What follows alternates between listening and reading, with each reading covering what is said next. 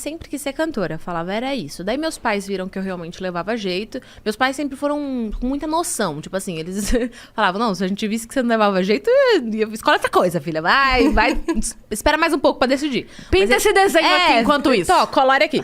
Mas minha mãe contava que quando ela fazia aula de canto na época, ela começava a fazer exercício em casa e eu falava, mãe, não é assim, é assim. E corrigia ela, mó sem noção, né? Eu, tipo, tem propriedade sim.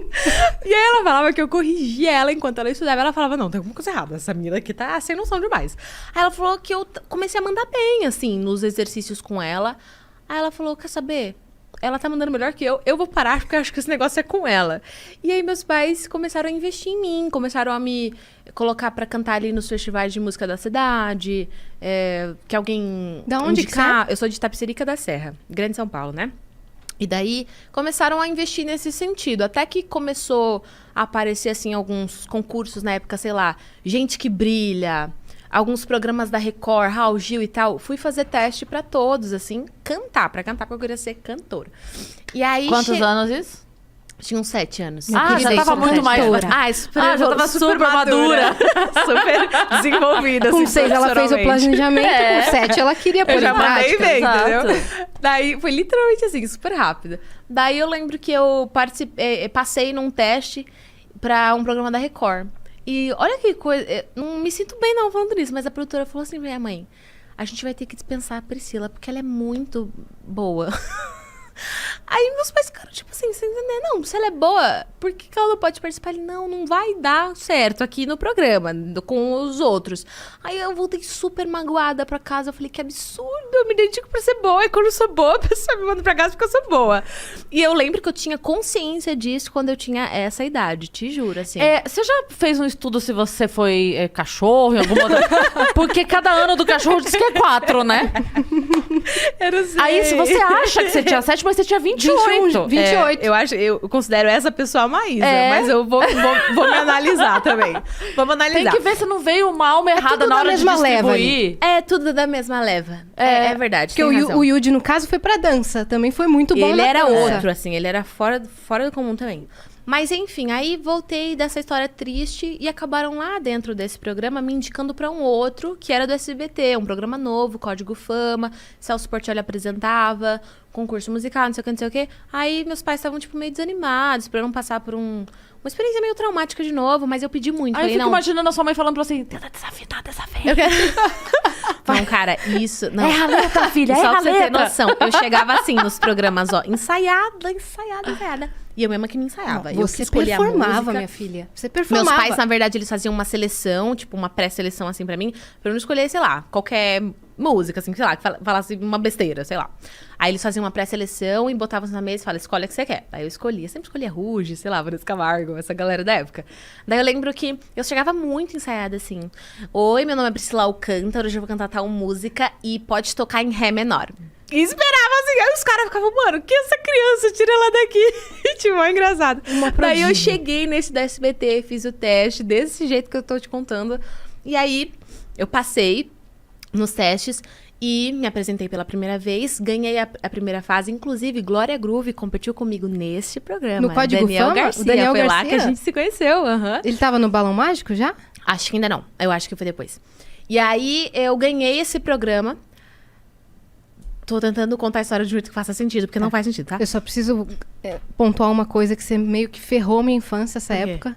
Porque você era muito boa. E a minha mãe ficava te comparando comigo. Ah, isso é chato. Já tratou na terapia, mano? Eu não tratei ainda. Eu vim falar isso pra você. Eu esperei 26 uma anos. terapia ao vivo. Eu esperei 20 anos pra te falar isso. Que a minha mãe Inclusive, mamães não façam isso. Não, mas não era de Não, é maldade. legal. Não era de Era maldade. de legal? Assim, era. Ela falava, "Olha, corre e vê essa menina aqui. Olha como ela faz. Olha como ela canta bem. Você podia tentar... Um exemplozinho, Exato, assim, um exemplo. Uma refzinha. Olha como ela performa. Nossa, vocês têm quase a mesma idade. Caraca, Você que eu podia ir num programa adorava desse. aquilo, cara. E aí eu via, tipo, essas oportunidades como... Eu nunca tirei da minha cabeça que todas essas oportunidades... Por que eu queria tanto? Porque na minha cabeça era... em alguma dessas oportunidades, uma gravadora vai me ver e vai me contratar. Então, por isso que eu pedia pra minha mãe, me põe na TV, me põe no, sei lá, em qualquer lugar, porque em algum lugar vão me ver e vão me contratar. Eu lembro que era essa a minha motivação. Aí eu participei desse concurso, Código Fama, que o Celso apresentava. Durante as minhas apresentações, foram algumas semanas de competição, o Celso achou que eu levava muito jeito pra TV. E aí ele me levava pra fazer umas gravações de sketchzinhas, decorava uma falinha, fazia uma gravaçãozinha, mas ele não contava pra mim e pros meus pais o que era. Ele só falava, não, relaxa que eu tenho um esquema aí. E aí, né, era tudo bem, era só umas gravaçõezinhas. E eu fazia tudo que ele falava. Ai, fala aí, decora esse texto. Eu decorava e fazia, não sabia nem o que eu tava fazendo, foi engraçado. Aí isso acontecendo, né, no meio tempo, assim, das minhas apresentações cantando no programa.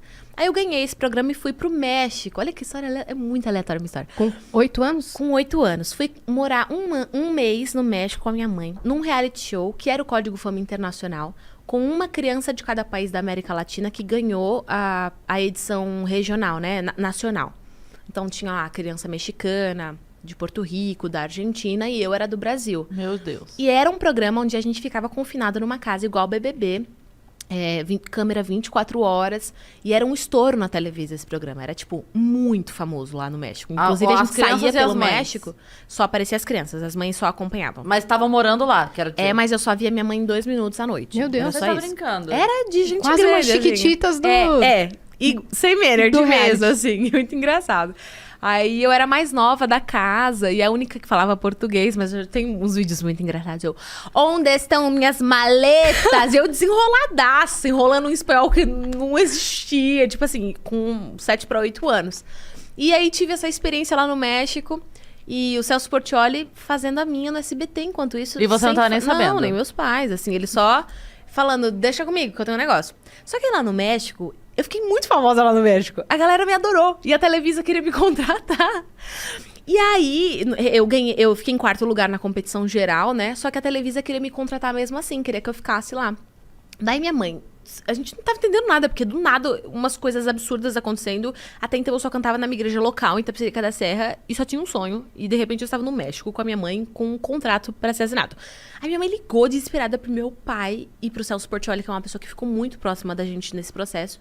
E aí a gente contou, aí o Celso falou assim, não, vem pro Brasil que eu garanto que tem algo melhor aqui no Brasil. Vem pro Brasil com a Priscila, voltem pro Brasil. Aí a gente confiou no Celso, voltamos pro Brasil.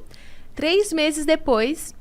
eu fui contratada pelo SBT pra apresentar o Bom Dia e Companhia. Tá, bom dia. Porque era isso que o Celso Portiolli tava esquematizando ali nesse meio tempo. Nunca fiz TV, nunca quis entrar pra televisão, eu só queria ser cantora. E aconteceu que a TV veio antes, e meus pais consideraram uma ideia legal, eu quis fazer isso. O Yudi participou do Código Fama também, ele não ganhou, mas foi nesse mesmo lugar que a nossa vida se cruzou e que ele apareceu na minha fita. Quando o Silvio Santos viu a minha fita, aí o Silvio Santos falou, e esse japonesinho? Aí o Yudi, quero ele também. Ele juntou a gente. Aí Mano, quando é pra ser... simplesmente. E aí eu fiz carreira na TV. E foi um estouro o programa. Foi um estouro e foi o que me projetou nacionalmente pra hoje eu realizar o meu sonho com a música. Mas você nunca tinha apresentado nada. Como que foram os primeiros dias? Teve teste? Teve ensaio? Como Não foi? teve teste, já foi definido que a gente ia apresentar.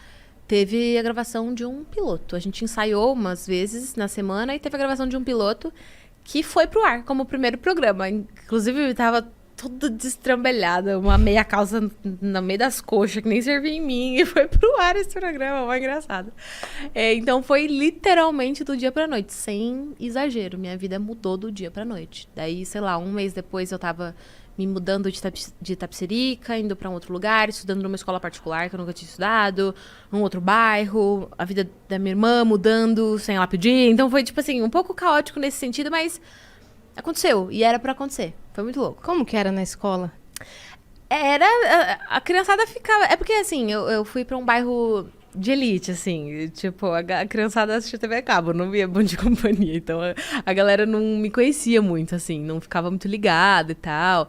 Era uma outra Não galera, se importava assim. muito. Eles viam Não se Zapping importava Zone, muito. entendi. Isso. Eu também, tipo, eu estranhava um pouco aquela galera também, porque era bem fora da minha realidade, assim. Tipo, eu vim de uma outra realidade.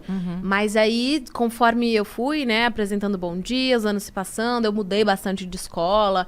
Aí, acho que ali na adolescência era quando a galera da escola ficava ficava mais enlouquecida, assim, sabe? Zoavam? Ou... Não, curtiam. Você Eu sabe- era muito... Eu era amiga da escola inteira, assim. Então a Popular. galera curtia pra caramba. A gente fez o Fritada com o Yudi. O programa Fritada. Eu ia Não sei beber se o você- álcool gel. Falou. Eu não sei, não sei Bom se você dia, conhece terapia? o programa Fritada. Que é... A gente reúne os humoristas e leva um artista e a gente faz piada, e ele faz piada com a gente faz piada Entendi. com ele. E o Yudi foi um dos convidados e ele foi. E eu lembro que no dia, eu era roteirista do programa, eu lembro que ele chegou e a gente sempre... A pessoa chega, a gente obviamente conversa e tal, troca uma ideia, lá. E a gente tem piadas preparadas com a pessoa, e a pessoa tem piadas preparadas com a gente também, e a Entendi. brincadeira é essa. Cara, ele chegou e ele começou a contar ali pra gente. Tipo, no camarim a gente tava batendo papo, ele começou a contar. A gente perguntou da escola, como é que tinha sido. E daí ele falando que na época do ginásio a galera zoava muito. Que ele ficava na hora do intervalo, todo mundo gritando. Que ele não queria sair pro intervalo. Ele era muito zoado. O Yudi sempre foi Cara- muito mais zoado que eu. Sempre pegaram muito mais no pé dele do que eu. Eu acho que eu tinha, sei lá, uma personalidade na época um pouco mais, assim, na minha, quieta. Acho que a galera Pode ser. me deixava mais quieta. Ele sempre foi muito mais extrovertido. Então, eu acho que isso deixava a galera talvez mais à vontade pra zoar. ele. Não, mas o que eu ia falar é que na hora que a gente conversou ali com ele tão gente boa com a gente, ele contou isso, a gente só virou e falou: a gente não quer mais fazer piada com ele. A gente quer ser amigo dele O agora. roteiro, assim, ó, você tá É, rasgado. chega, ninguém vai zoar ele, para.